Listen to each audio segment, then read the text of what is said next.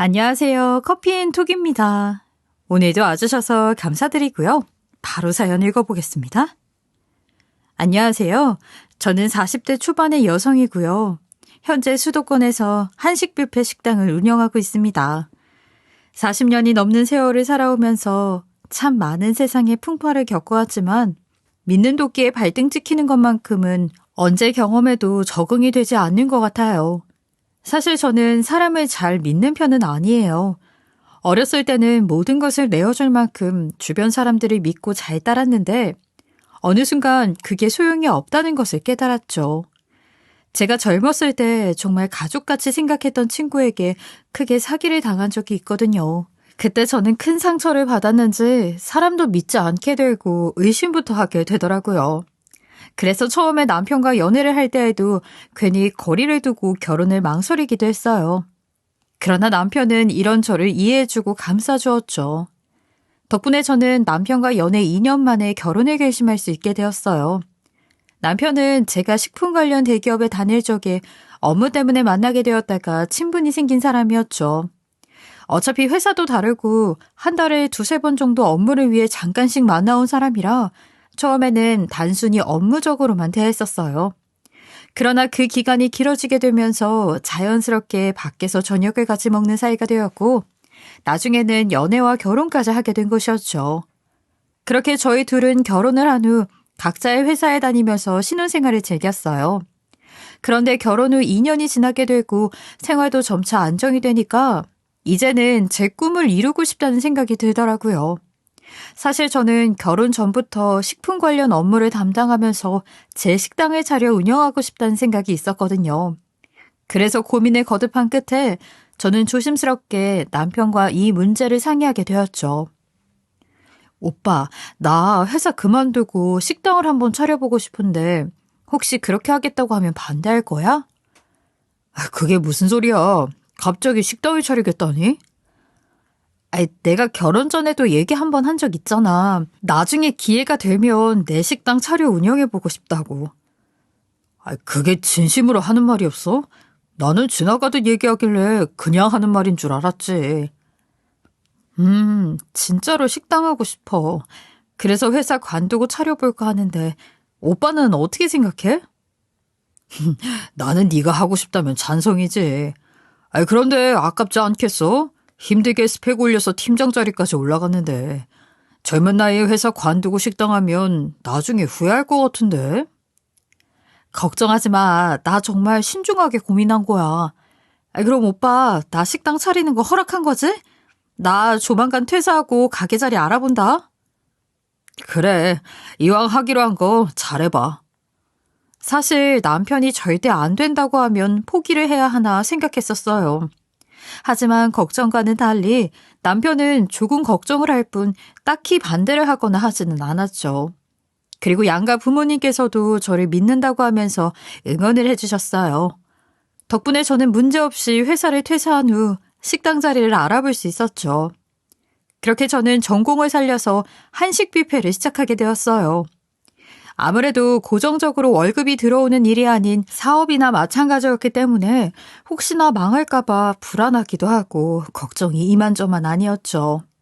그리고 한식 뷔페 특성상 많은 음식을 해야 하기에 혼자서는 운영하기가 힘들 것 같아서 직원을 한 명 구해 같이 하게 되었는데 장사가 잘 안 되어 그 친구 월급도 못 주게 될까봐 무서웠던 것 같아요. 그러나 행운의 여신이 저를 따라준 것인지 다행히도 제가 운영하는 한식 뷔페는 오픈한 지 약 3년 만에 손맛이 좋은 식당으로 유명해질 수 있었죠. 덕분에 저는 단골 손님들과 회사 계약 손님들까지 확보할 수 있었고 어느 정도 안정적인 수익을 얻을 수 있게 되었어요. 손맛 좋은 식당이 되면서 저희 가게는 매 식사 시간대마다 사람이 바글바글했고 어느 순간부터는 도저히 2명이서 운영을 할 수가 없을 것 같았죠. 그래서 직원도 5명이나 더 고용하게 되었어요. 그리고 가게가 잘 되면서 남편과의 사이는 좀 멀어졌어요. 아무래도 제가 한식 뷔페 일에 집중을 하다 보니 예전처럼 데이트도 자주 못하고 집에 늦게 들어가는 날이 많았거든요. 약 1년 전 결혼 7년 차가 되었을 때 갑자기 남편이 어두운 표정으로 집에 들어오는 거예요. 저는 혹시 무슨 일이 있나 싶었죠. 여보, 오늘 회사에서 무슨 일 있었어? 얼굴이 너무 어두운데? 그게, 회사에서 다음 달부터는 지방지사로 출근하래. 발령을 내준다고. 왜? 혹시 회사에 잘못한 거 있어? 이렇게 갑자기 다음 달부터 지방으로 출근을 하라고? 아니, 잘못한 건 없는데 회사에서 지방에 지사를 세우면서 나한테 부장보직을 제안하더라고. 승진은 참 기분 좋은 일이기는 한데 갑자기 지방으로 가야 한다니까 어디서부터 어떻게 해야 할지 눈앞이 캄캄하네. 승진을 했다고? 그것도 가장 건너뛰고 부장으로? 그럼 기뻐해야지. 그나저나 갑자기 지방을 가게 되면 우리는 어떻게 해야 하나? 사실 저희 남편은 본사에서 팀장으로 근무 중에 있었거든요. 그런데 남편이 승진과 동시에 지방으로 발령이 나게 되었다는 소식을 들으니까 기쁘기도 하고 앞으로 결혼 생활은 어떻게 해야 할지 난감하기도 했죠. 남편을 따라가자니 잘 나가는 한식 뷔페가 마음에 걸리고 그렇다고 혼자 보내자니 강제로 주말 부부가 되어야 했어요. 한동안 저희 부부는 이 문제로 참 고민이 많았죠. 그렇게 며칠이 지났을 때 남편은 저녁 식사를 하면서 이 문제에 대해 고민을 많이 해봤다면서 먼저 이야기를 시작하더군요. 여보, 내가 고민을 많이 해봤는데 부부가 떨어져서 지내는 건 아닌 것 같아. 그러니까 웬만하면 한식 뷔페 정리하고 같이 내려가자. 나도 그 문제로 고민이 많기는 한데 사실 아직은 잘 모르겠어. 잘 나가는 한식 뷔페를 접고 가기에는 너무 아깝고 그렇다고 주말 부부로 살기는 싫고 나도 좀 혼란스럽네. 여보 마음 이해 못하는 건 아닌데 몸이 멀어지면 마음도 멀어진다고 하잖아. 이기적이라고 할 수는 있겠지만 나는 같이 내려가고 싶어. 한식 뷔페는 지방에 내려가서 새로 시작할 수도 있는 거잖아. 수도권보다 지방의 임대료가 훨씬 저렴하니까 더 부담 없이 장사를 할 수 있을 테고. 물론 임대료가 저렴하다는 건 너무 좋지. 하지만 이미 여기서 자리를 잡았는데 처음부터 다시 시작하고 싶지는 않아서 그래. 그리고 내가 지방으로 따라가면 우리 직원들은 순식간에 실업자가 되어야 하잖아. 우리 아직 시간이 있으니까 천천히 생각해보자. 이날 이후 남편은 매일같이 지방에 같이 내려가자며 저를 설득하려 했어요. 그러나 저는 한식 뷔페가 자꾸 마음에 걸렸죠. 물론 나름대로 여러 가지 방법을 생각해보기도 했어요. 제가 믿을 수 있는 직원에게 한식 뷔페를 맡기고 지방에 2호점을 내서 왔다 갔다 하며 관리를 하는 방법도 생각해보고 아예 직원 한 명에게 모든 것을 전수해주고 가게를 넘길까 하기도 했었죠. 그러나 제가 워낙 의심이 많고 완벽주의 성향이 있다 보니 직원 한 명에게 맡기고 지방에 2호점을 세우는 것은 제 손이 타지 않아 불안하더군요. 또 가게를 넘기기에는 인선인해를 이루는 한식 뷔페가 너무 아까웠어요. 그래서 저는 결국 주말 부부를 선택하게 되었죠.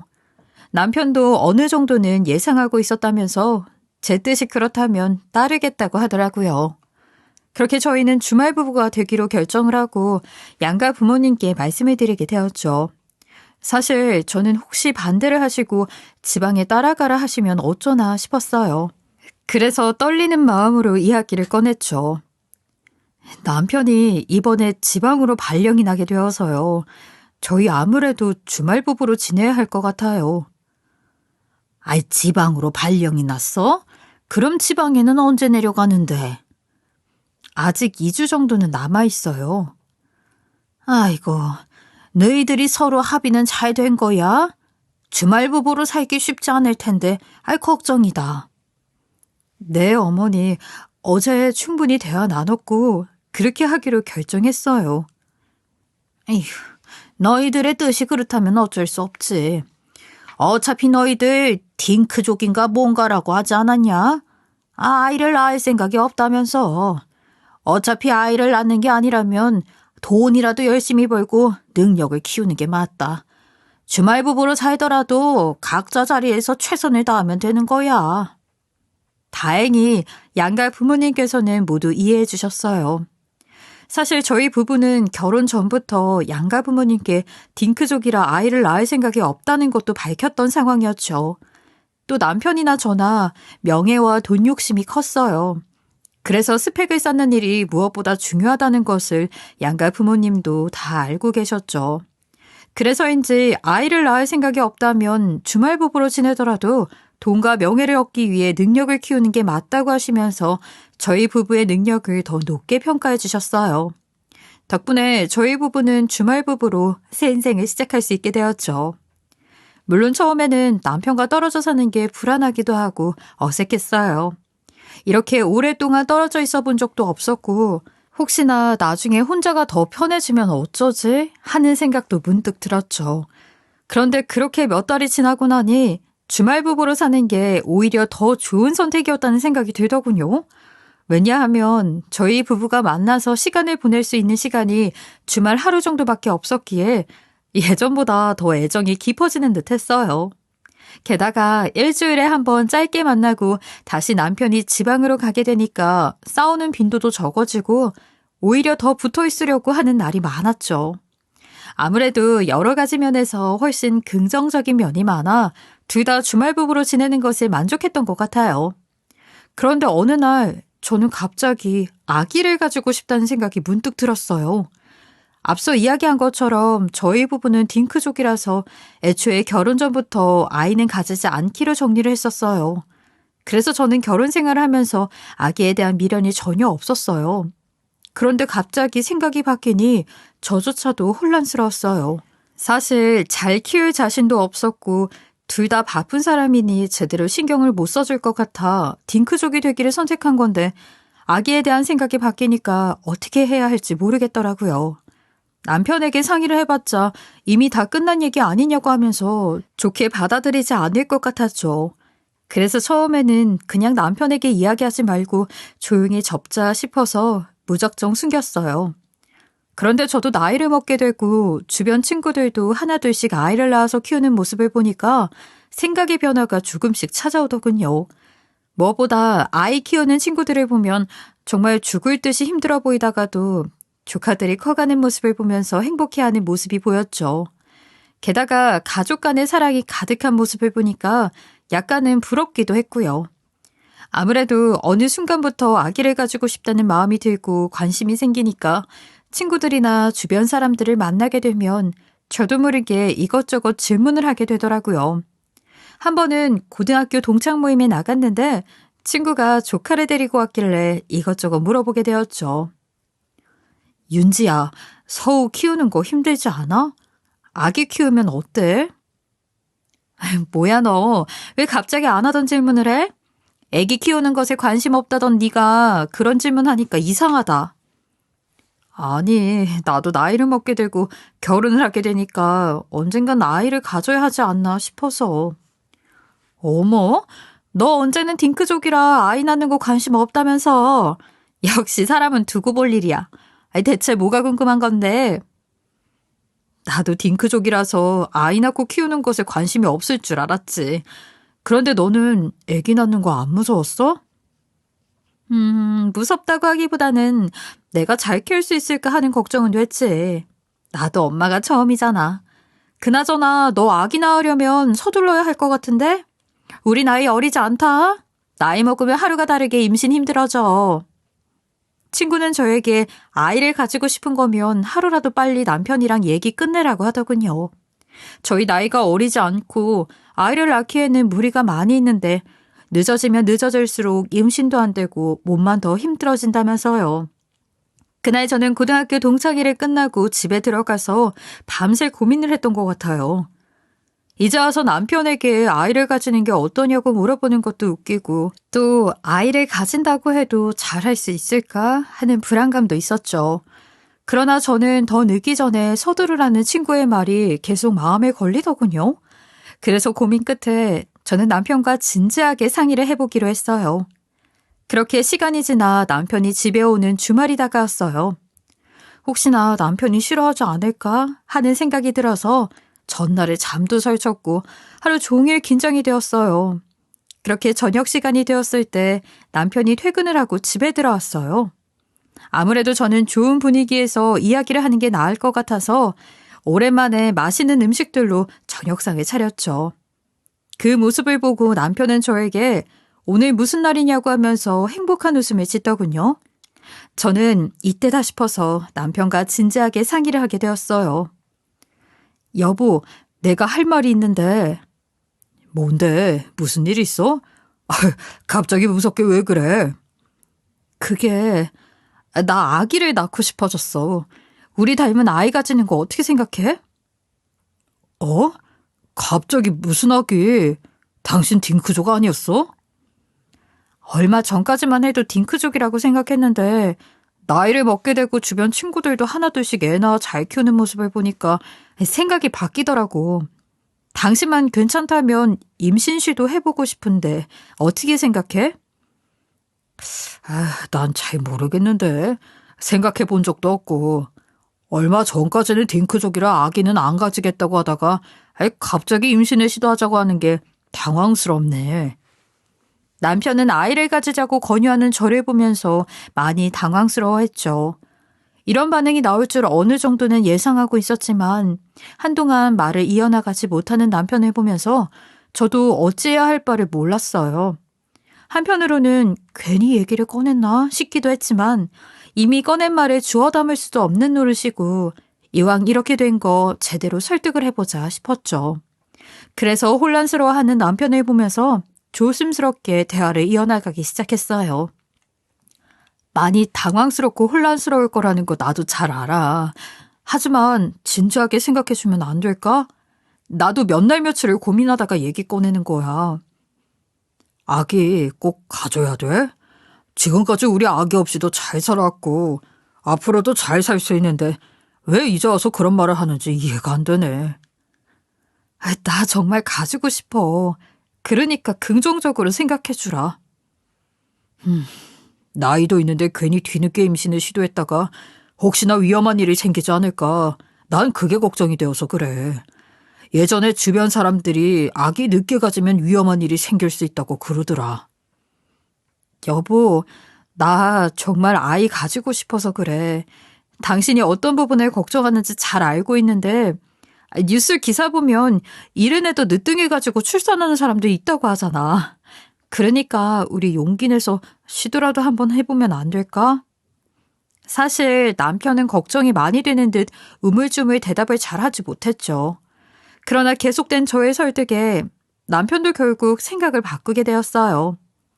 이날 이후 남편과 저는 주말마다 짧은 시간이었지만 아기를 가지기 위해서 부단히 노력을 했고 하늘도 노력을 알아주신 것인지 결혼한 지 8년 만에 임신을 하게 되었죠. 저는 임신 테스트기 결과를 보자마자 곧장 병원으로 달려갔고 진찰을 통해 임신인 것을 확인할 수 있었어요. 의사 선생님 앞에서 임신이 맞다는 이야기를 듣는데 정말 기뻐서 눈물이 다 나오더군요. 그리고 병원에서 나오자마자 남편에게도 바로 소식을 전해줘야겠다 싶었어요. 처음에는 전화를 해서 알려야 하나 고민을 하기도 했는데 직접 얼굴 보고 산모 수첩이랑 임신 테스트기를 보여주면서 임신 소식을 알리고 싶더라고요. 기뻐하는 남편의 모습을 통화로 듣기보다는 직접 보고 싶었거든요. 그리고 무슨 운명의 장난인 것인지 그날따라 남편과 함께 있고 싶다는 생각이 들었어요. 그래서 찾아가겠다는 연락을 하지 않은 채로 무작정 남편의 집에 가게 되었죠. 그렇게 저는 몇 시간을 꼬박 달려 남편의 집에 도착을 했어요. 그런데 막상 도착을 해보니 제가 집 비밀번호를 모르고 있더라고요. 사실 그 집에 가본 적이 많지는 않았고 항상 비밀번호를 남편이 직접 누르고 들어갔기 때문에 안으로 어떻게 들어가야 하나 싶었죠. 저는 현관문 앞에 서서 깜짝 공개를 하지도 못하고 남편에게 전화를 해봐야 하나 한참 고민을 했어요. 그러나 아무리 생각해봐도 남편 집까지 찾아갔는데 원래 계획했던 것처럼 깜짝 공개를 하고 싶었죠. 그래서 저는 완벽하게 놀래켜주기 위해 집 비밀번호를 유추해 몰래 들어가기로 했습니다. 그래서 저는 평소에 남편이 자주 사용하는 번호 몇 개를 조합해서 눌러보았어요. 처음 3-4번은 비밀번호가 틀렸다고 나와 결국 남편에게 전화를 해서 물어봐야 하나 생각했죠. 그러나 행운의 여신도 저를 도와주고 있는 것인지 제가 마지막으로 누른 번호가 맞았고 다행히 문제없이 집 문을 열고 들어갈 수 있었어요. 그런데 들어간 지 얼마 안 되어서 누군가 남편 집 문을 따고 안으로 들어오려는 소리가 들렸죠. 제가 남편 집을 찾아간 시간이 오후 4시쯤이었는데 한창 회사에 있을 시간에 밖에서 비밀번호를 누르는 소리가 들리니까 순간 멈칫하게 되더라고요. 그러나 비밀번호를 누르고 들어올 사람이 남편밖에 없었고 오늘은 일찍 퇴근했구나 단순하게 생각했던 것 같아요. 그래서 저는 남편을 깜짝 놀래켜줄 생각으로 안방에 다급히 숨게 되었죠. 그런데 안방 밖에서 들리는 소리를 들어보니까 남편이 아닌 어떤 여자가 집에 들어온 듯 싶었어요. 처음에는 당황스러움에 혹시 제가 집 호수를 잘못 착각하고 남의 집에 들어와 있는 건 아닌가 싶었죠. 그러나 급하게 주변을 둘러보니까 익숙한 물건들이 눈에 보이는 게 남편 집은 확실해 보였어요. 그래서 저는 대체 저 여자는 누군데 남의 집 비밀번호를 익숙한 듯 누르고 들어오나 싶어서 밖에 나가 물어봐야 하나 생각했죠. 그런데 그 여자는 집에 들어오자마자 울음을 터뜨리더니 어딘가에 스피커폰으로 전화를 하더라고요. 그런데 어이가 없었던 것은 전화 연결이 된 사람은 다름 아닌 남편이라는 것이었죠. 그 여자는 전화 연결이 되자마자 소리를 고래고래 지르더니 말도 안 되는 소리를 했어요. 오빠, 우린 언제 결혼할 거야? 이렇게 자꾸 결혼을 미루면 우리 애는 어떻게 하냐고? 소민아, 너 자꾸 왜 그래? 충분히 알아듣게 설명했잖아. 오빠 몇 시간 뒤에 퇴근하니까 일단 진정하고 집에 가서 얘기해. 저는 휴대폰을 통해 들리는 남편의 목소리를 듣고 너무 놀랐어요. 그 여자는 남편의 이야기에 갖은 성질을 부리면서 전화를 끊었어요. 아무래도 집에 들어와서 얘기하자는 것을 보니 그 여자는 남편이 들어올 때까지 같은 공간에 있어야 할 것 같았죠. 저는 그 여자가 당장이라도 안방에 들어올 것만 같아 일단 급한 대로 널찍한 침대 밑에 숨었어요. 다행히 제 몸이 워낙 작고 왜소한 편이라 문제없이 침대 밑에 들어갈 수 있었죠. 급한 대로 일단 숨기는 숨었지만 남편이 퇴근하고 올 때까지 몇 시간이나 걸린다는데 이렇게 계속 침대 밑에 있어야 하나 싶어 한숨만 나왔어요. 그러나 다행히도 그 여자가 집에만 있지 않더군요. 남편이 집에 들어오기 전까지 몇 번이나 집을 들락날락했어요. 덕분에 그 여자가 밖에 나갈 때마다 저는 침대 밑에서 나와 잠깐씩 허리도 펴고 스트레칭도 한 번씩 할 수 있었죠. 그렇게 약 3시간이 지나 남편이 집에 들어왔어요. 그리고 급하게 그 여자를 달래기 시작했죠.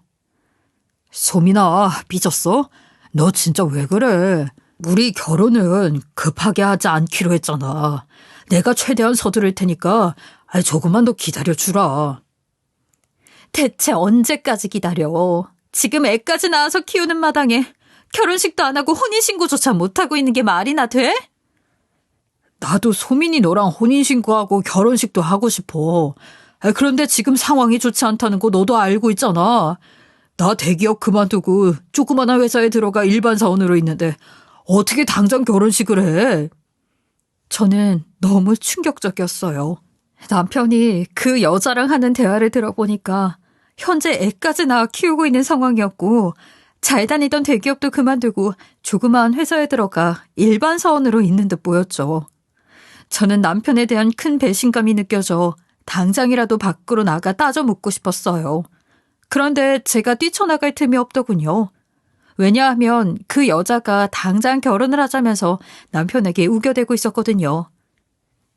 결혼식을 못하겠으면 양가 부모님께 인사드리고 혼인신고라도 먼저 해야 하는 거 아니야? 나는 우리의 불쌍해서 더는 못 참겠어. 보기에도 아까운 내 딸이 언제까지 아빠 없는 애로 있어야 하고 숨겨져서 살아야 하는데 그거 알아? 우리 딸 태어나서 할머니 한 번 못 만났어. 아무리 유부남이라고 해도 그렇지 이건 너무하잖아. 돈이 있어야 결혼을 하고 혼인신고를 하지.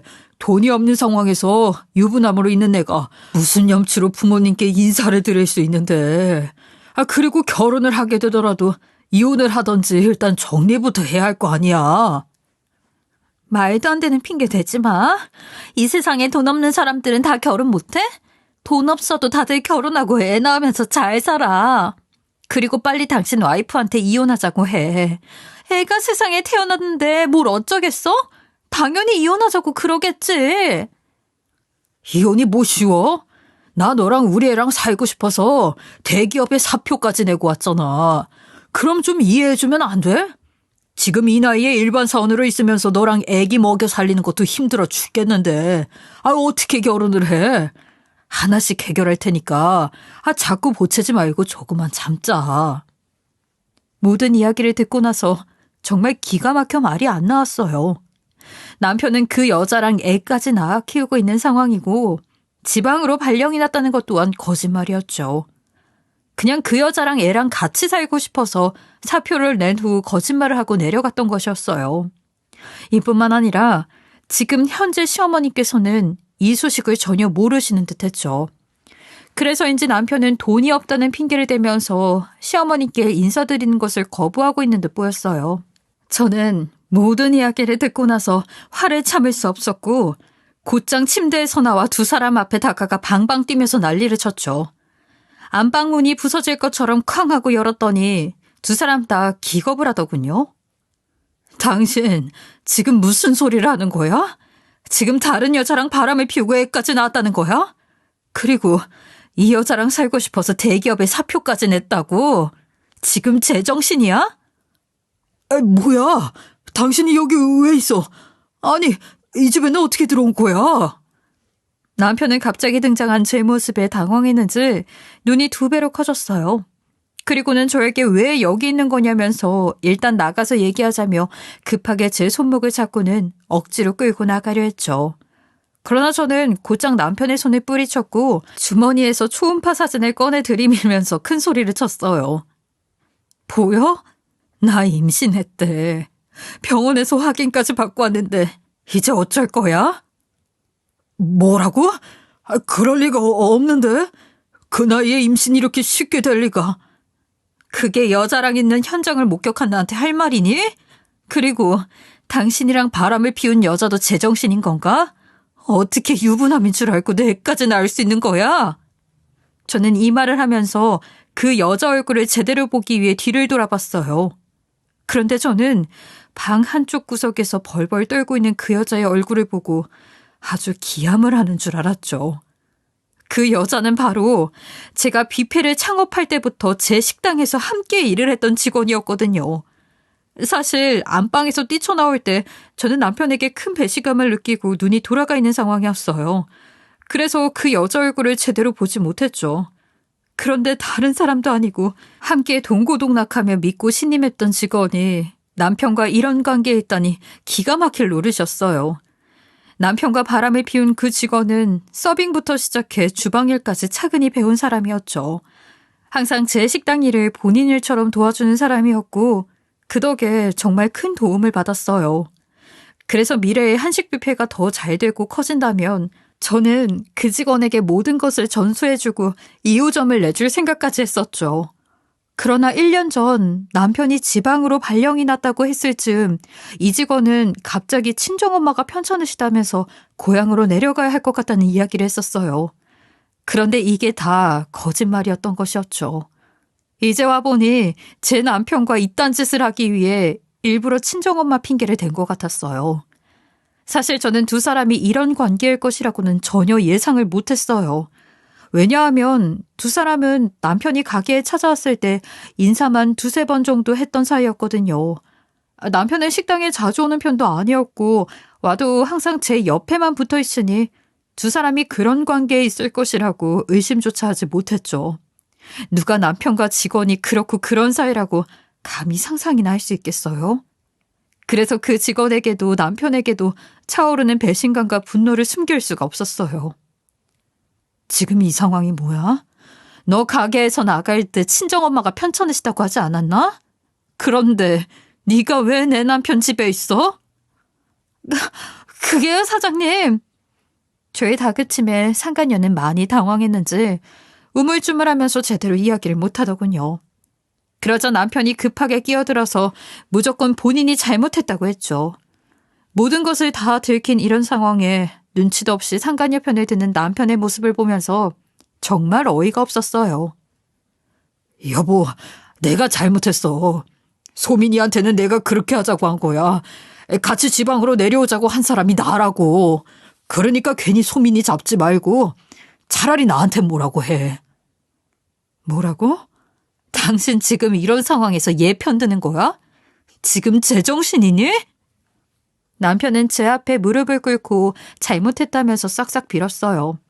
그러면서 같이 일을 했던 직원은 내보내고 자꾸 둘이서만 이야기를 하자고 하더군요. 저는 남편이 계속해서 그 여자를 밖으로 내보내려고 하는 게 수상하게 느껴졌어요. 그래서 거실 소파에 있던 두 인간의 휴대폰을 가져와 비밀번호를 누르라고 한 다음에 뒤져보려고 했었어요. 당연히 두 사람은 필사적으로 휴대폰을 보지 못하게 하려 했죠. 그러나 제가 눈이 돌아가서 방방 뛰고 난리를 치니까 어차피 알게 될 일이라고 생각했는지 결국 포기하고 한숨을 쉬면서 비밀번호를 누르더라고요. 그렇게 휴대폰은 열리게 되었고 저는 곧장 문자 내역부터 사진 내역까지 다 뒤적거렸어요. 그런데 두 사람은 식당에서 처음 알게 된 게 아닌 것 같았어요. 제가 식당을 차릴 때 남편이 지방으로 출장을 가게 된 적이 있었는데 상간녀가 너무 예뻐서 쫓아다닌 듯 보였죠. 식당이 오픈하기 전부터 두 사람이 가까운 사이였다니, 그것도 남편이 먼저 쫓아다녔다니 정말 충격적이었어요. 그런데 더 어이없고 황당했던 것은 상간녀도 남편이 유부남인 것을 다 알고 연애를 시작했다는 거예요. 게다가 두 사람이 연애를 시작하게 되면서 남편은 일자리를 구하고 있는 상간녀에게 제 식당에 이력서를 한번 넣어보라며 먼저 제안을 했더라고요. 정말 충격에 충격을 받을 수밖에 없었죠. 이뿐만 아니라 남편과 상간녀는 제가 하는 한식 뷔페 식당이 잘 되자 그걸 모방해 지방에 비슷한 식당을 차리려고 계획을 세운 듯 보였어요.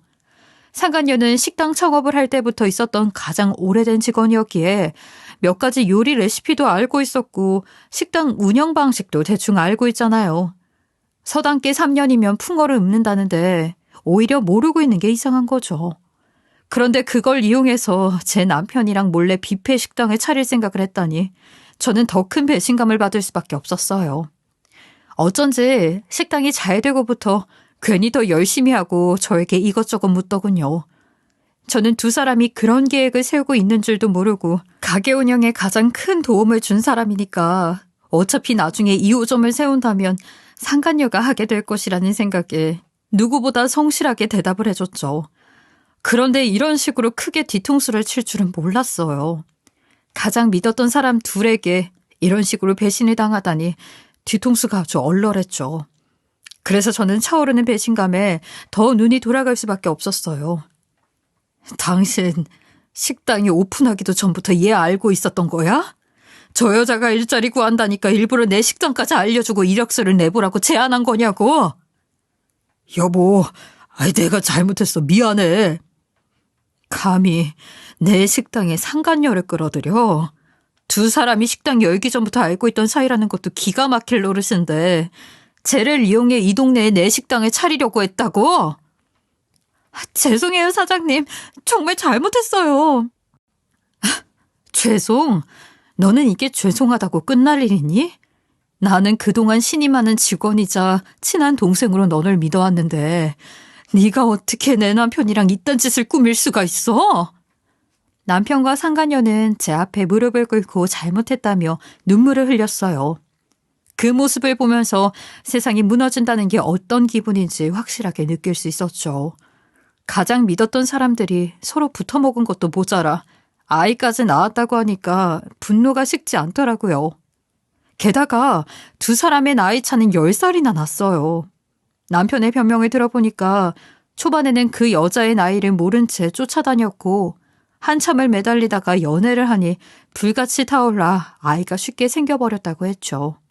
그러면서 상간녀를 너무 사랑하는 마음에 두 사람 사이에서 생긴 아이를 쉽게 포기할 수가 없었다고 했어요. 원래는 상간녀를 식당에 몇 년 더 두고 완벽하게 일을 배워서 나오게 만들 생각이었는데 예상치 못하게 아이가 생겨 일이 틀어졌다고 하더군요. 그래서 과감하게 회사에 사표를 내던지고 지방에 발령이 났다는 거짓말을 한 후 같이 내려올 수밖에 없었다고 했어요. 그래도 상간녀가 뷔페 식당 운영에 대해 다 알고 있으니 계획을 변경해서 빠르면 내년쯤 가게를 차릴 생각을 했다고 했죠. 그리고 남편은 최근에 모아놓은 돈으로 상가를 얻으려고 여기저기 알아보고 있었다고 하더군요. 모든 것을 알게 된 후 저는 어디서부터 어떻게 해결을 해야 할지 막막함이 들었어요. 어떤 분들은 아무리 주말 부부라고 해도 그렇지 그 집에 왔다 갔다 했을 텐데 지금까지 모르고 있었던 게 말이 되냐고 하실 거예요. 그런데 남편은 워낙 철두철미한 성격을 가지고 있었어요. 결벽증 수준으로 깔끔한 편이라서 바람을 피우는 흔적은 애초에 깔끔하게 숨기고 살았던 것이었죠. 게다가 그 집에 가더라도 항상 남편이 제 옆에 붙어 있었고요. 그래서 저는 남편이 이런 짓을 하고 다녔다는 것을 전혀 눈치챌 수가 없었어요. 모든 것을 털어놓은 후 남편은 제 앞에서 잘못했다며 두 손 모아 싹싹 빌었어요. 정말 기가 막히고 코가 막혀서 말이 다 안 나오더군요. 저는 저런 남자랑 단 한순간도 같이 있고 싶지 않았어요. 그래서 다음날 바로 변호사 사무실을 찾아가 이혼소송 상담을 받고 곧장 소송을 걸게 되었죠. 그리고 한때는 제 직원이었던 그 여자에게도 상간녀 손해배상 소송을 걸었어요. 또 아무것도 모르고 계시는 양가 부모님께 모든 진실을 말씀드렸죠. 당연히 남편은 부모님께 제발 말씀드리지 말고 조용히 정리하면 안 되겠냐고 끝까지 매달렸어요. 그러나 저는 남편 말을 싹 무시한 채 곧장 양가 부모님께 찾아가 말씀을 드렸어요. 그러자 친정엄마는 어떻게 이런 일이 있냐면서 난리가 났고 시어머니는 남편과 인연을 끊겠다는 소리까지 나왔죠. 당연히 남편은 몇 날 며칠 동안 저와 친정엄마에게 찾아와 용서해달라면서 싹싹 빌었어요. 장모님, 여보, 제가 잘못했어요. 한 번만 용서해 주시면 안 될까요? 용서? 자네, 어떻게 그런 짓을 하고도 용서라는 말을 입에 담을 수 있나? 정말 죄송합니다. 그런데 어머니께서 장모님과 수인이한테 용서를 받지 못하면 재산은 줄 수 없고 평생 얼굴을 보지 않겠다고 하세요. 그래서 지금 부모한테 받을 재산 지키자고 용서를 받겠다고 찾아온 건가? 사람이 어떻게 이렇게 양심이 없을 수 있어. 당장 내 집에서 나가. 친정엄마는 당장 집에서 나가라며 노발대발 큰 소리를 치셨고 결국 남편은 용서를 받지 못한 채 나가야 했죠. 그리고 얼마 후 저는 남편과 이혼을 하게 되었고 위자료의 재산 분할 그리고 양육비까지 받을 수 있게 되었어요. 또 상간녀에게도 법원에서 정해준 일정 금액을 받을 수 있게 되었죠. 그런데 저는 이혼 후 이전 시어머니에게 전화를 한 통 받은 적이 있었어요. 그러면서 전 남편 소식을 듣게 되었는데 지방에서 같이 뷔페 식당을 할 계획을 세웠던 상간녀는 결국 전 남편을 배신하고 고소를 했다 하더라고요. 아마도 이번 일로 인해 두 사람의 사이가 심상치 않더니 크게 싸운 듯 했다고 했죠. 이전 시어머니가 전 남편에게 듣기로는 나중에 물려받을 재산이 있다면서 상간녀를 꼬셨었는데 이번 일로 인연을 끊고 재산을 못 받게 되면서 두 사람 싸움이 시작됐다 하더라고요. 이후 상간녀는 전 남편을 과감히 버리고 소송을 진행해서 아기 양육비와 위자료까지 받게 되었다고 해요. 그리고 약 1년이 지난 지금은 딴 남자를 만나 다른 지역에서 뷔페 식당을 차린 것 같다고 했죠. 그로 인해 지금 전 남편은 저와 상간녀에게 매달 보내는 양육비를 부담하느라 빈털터리로 살고 있다고 해요. 사실 전 남편은 상간녀와의 재판이 끝난 후 이전 시어머니에게 사정을 털어놓고 경제적으로 어렵다면서 한 번만 도와달라며 찾아온 적이 있었다고 했죠. 그러나 이전 시어머니는 이번 일로 크게 실망을 했고 전 남편에게 물려줄 재산도 없을 거고 인연도 끊을 거라고 확실하게 정리를 했다 하더군요. 덕분에 지금 전 남편은 경제적으로 어렵게 살고 있다고 하네요. 이전 시어머니가 저에게 전화를 하신 이유는 사과를 하기 위함이었어요. 전 남편에게 상처를 많이 받았을까 걱정된 이전 시어머니께서는 대신 사과를 하시고 2억이라는 큰 돈을 손주를 키우는데 보태라면서 보내주셨죠. 처음에는 돈을 주시겠다는 것을 거절하다가 자꾸 보내주시는 통에 결국에는 받게 되었네요. 이전 시어머니께 들어보니 전 남편은 아직도 정신을 못 차렸는지 상간녀에게 배신까지 당하고 억울하다며 이야기를 했다 하더라고요. 자신을 돌아볼 수 없는 자는 결국 패가망신하게 되어 있다는데 그 소식을 전해드리면서 참 안타깝다는 생각이 들었죠. 물론 전 남편도 상간녀에게 이렇게 배신까지 당하게 될 줄은 몰랐겠지만 아무리 억울해도 어쩌겠어요.